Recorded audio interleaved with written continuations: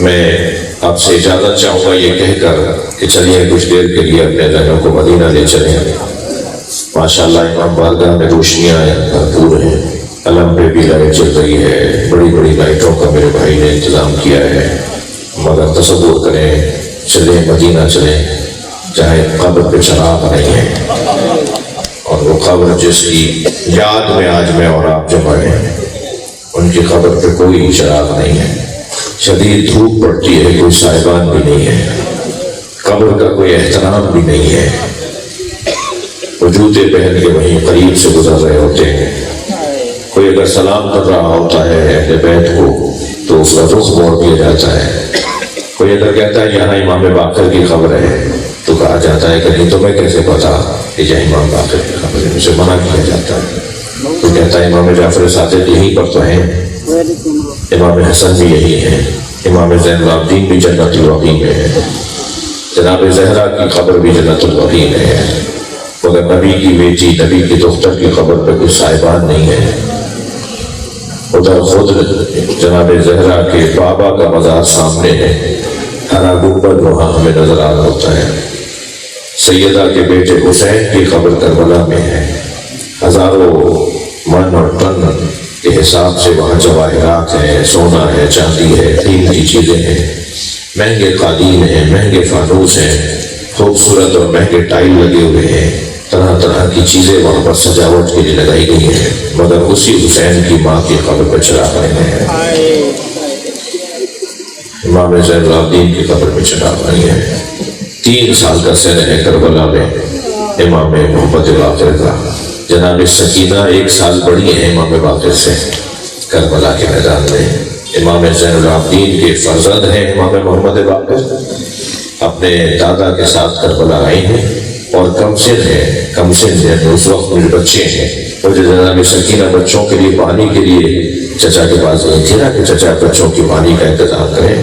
ان بچوں میں ایک بچہ امام محمد باقر ہے جن کے پانی کا انتظام جناب سکینہ اپنے چچا سے کریں، چچا چھوٹے چھوٹے بچے چچائی کچھ دیر میں مر جائیں گے، پیاس کی شدت سے بچے دنیا سے چلے جائیں گے، انہیں ان کے لیے پانی کا انتظام کریں۔ بس میں ایک روایت سناتا ہوں اور آپ سے اجازت چاہوں گا، جنہیں رونا آ رہا ہے، جن کی آنکھوں میں آنسو ہے، اللہ ان کو خاص اجر عطا فرمائے، جن کے مذہب میں جائز نہیں ہے ان کی شرکت پہ بھی اللہ ان کو اجر و ثواب عطا کرے گا۔ ہاں ذکر ہے اس گھرانے کا کہ جس کا ذکر خود اللہ نے کیا ہے، جس گھرانے کو اللہ نے چاہا ہے کہ عظمتوں سے یاد کیا جائے، فضیلتوں سے یاد کیا جائے۔ جب امام زین العابدین علیہ السلام کو زہر دے دیا گیا، جب امام قریب شہادت تھے تو امام نے امام محمد باقر کا ہاتھ پکڑ کے کہا بیٹا تم کربلا میں کتنے سال کے تھے؟ تو امام محمد باقر نے فرمایا بابا میں کربلا میں 3 سال کا تھا، اجرکم اللہ، بابا کربلا میں 3 سال کا تھا۔ تو امام سجاد نے فرمایا محمد باقر تمہیں یاد ہے کہ کربلا میں کیا گزرا؟ اب آخری وقت ہے امام زین العابدین کی شہادت کا، اور امام محمد باقر اپنے بیٹے سے پوچھ رہے ہیں کہ تم بتاؤ تمہیں کربلا میں کیا یاد ہے؟ تو امام محمد باقر کو سب یاد تھا۔ فرمایا اب جو چند جملے میں، ساری تفصیل نہیں، ساری روایت نہیں، چند جملے، امام محمد باقر فرماتے ہیں بابا میں نے دیکھا دادا حسین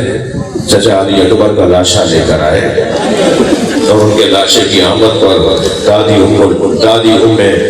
البنین دادی ام لیلہ نے کیسے اپنے بچے کا استقبال کیا، بی بی ام فرما نے کیسے اپنے بچے کا استقبال کیا۔ بابا میں نے دیکھا کہ دادا حسین اور محمد کے لاشیں لے کر آئے، ایک ایک کا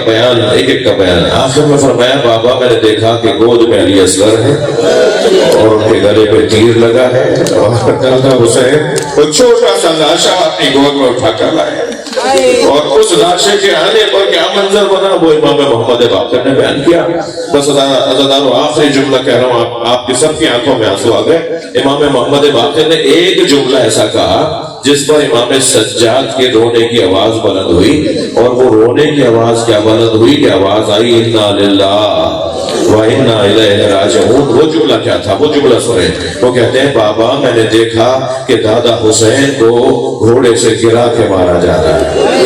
میں نے دیکھا دادا حسین کے بدن پر گھوڑے دوڑائے جا رہے ہیں۔ اس پر امام سجاد بہت روئے، مگر وہ جملہ جس پر میرے مولا کی شہادت واقع ہوئی ہے نا، روتے ہوئے، اب امام سجاد رو رہے ہیں جو 40 سال تک روتا رہا، جو 36 سال تک روتا رہا، امام زین العابدین علیہ السلام نے ایک جملہ سنا۔ امام باقر نے کیا فرمایا؟ فرمایا بابا میں نے دیکھا دادی زینب کے سر سے چادر اتاری ہے۔ بس یہ جملہ سننا تھا کہ ایک مرتبہ بلند آواز سے رونے کی آواز آئی اور ایک آواز گونجنے لگی، انا للہ